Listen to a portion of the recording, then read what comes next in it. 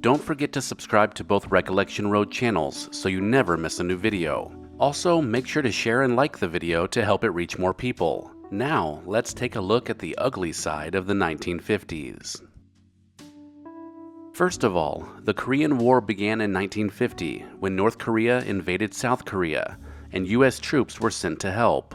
This invasion was the first military action of the Cold War, and it was considered a war against the forces of international communism. Before it ended in 1953, 40,000 Americans had died in action, and more than 100,000 were wounded.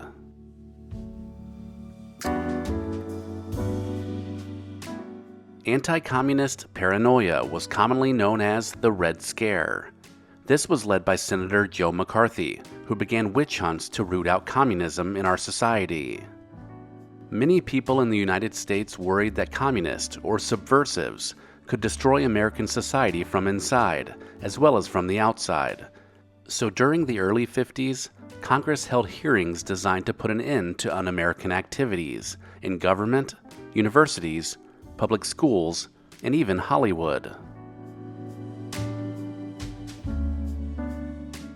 With Cold War tensions heightened, schools would practice duck and cover drills that saw students hiding under their desks and bracing for safety. This was a time when the Soviet Union was engaged in nuclear testing, and the U.S. was in the midst of the Korean War, and feared an attack might be imminent.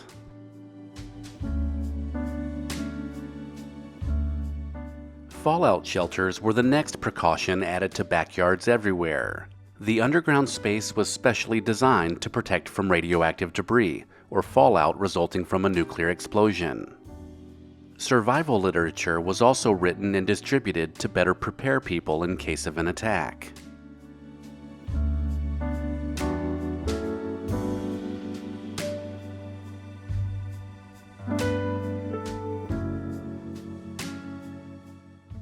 Although it sounds crazy today, excessive smoking and drinking during pregnancy was perfectly acceptable during the 1950s.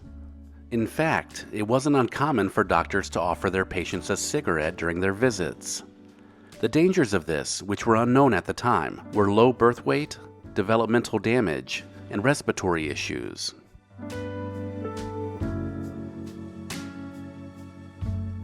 The 50s were also a time when there was a social stigma with out-of-wedlock births. This resulted in pregnant young women being sent away to have their baby in secret, and then immediately forced to surrender the newborn to a closed adoption. At the time, adoption was a very secretive process, and these closed adoptions left some children longing for the truth about their birth parents. Although lead poisoning had been recognized for many years, the knowledge of its effects on the brain were relatively unknown during the 1950s. The principal source of poisoning at the time was considered to be lead paint, which was widely used during the 1950s because it was so durable. Children were the ones most at risk, and exposure to the metal would lead to illness, memory problems, and intellectual disabilities.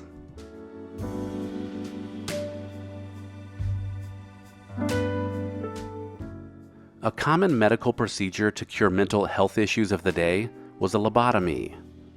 Doctors believed that severing the brain's connection to the prefrontal cortex would cure mental illnesses. Unfortunately, most patients ended up worse off than they were before the surgery.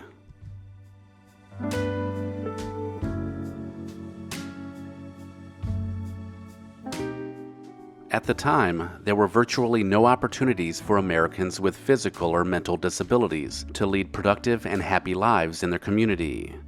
So many people with nonviolent mental illnesses were simply warehoused in insane asylums, and some experienced horrific abuses under some appalling conditions.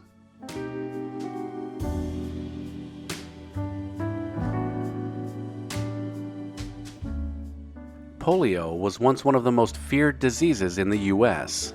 In the early 1950s, before polio vaccines were available, polio outbreaks caused more than 15,000 cases of paralysis each year. Parents were frightened to even let their children go outside, especially in the summer months when the virus peaked. Following the introduction of a vaccine in 1955, the number of polio cases thankfully began to fall rapidly.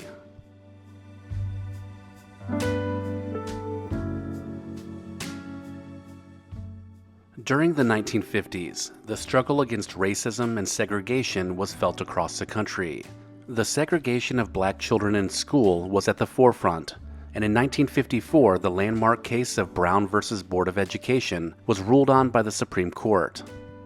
They declared that separate educational facilities for black children were inherently unequal.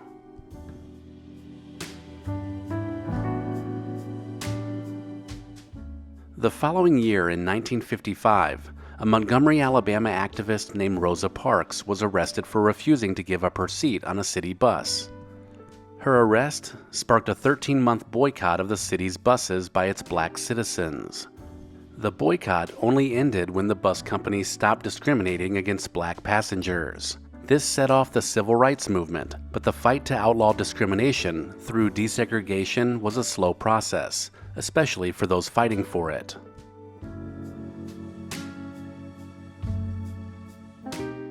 Moral panics were also occurring during the 1950s. One panic in particular was associated with the first wave of rock and roll. There was a fear that music brought young black and white kids too close, and the rhythms of the sexualized rock music had suburban moms and dads freaking out, uncomfortable with the idea of their daughter listening to that kind of music. In the 1950s, teachers and parents thought that punishing children reduced bad behavior. The most popular form of punishment was spanking or whipping a child. Belts and paddles were often used, and the physical pain that they created was meant to correct the bad behavior. Corporal punishment at the time was the #1 way that children were disciplined, with grounding and losing privileges being much less used. Although this form of punishment continued throughout the next few decades, it was widely accepted in the 1950s, and most kids growing up from that era could tell you stories about the licks they received. If you enjoyed this video, click on this playlist to watch even more. And as always, thank you so much for watching.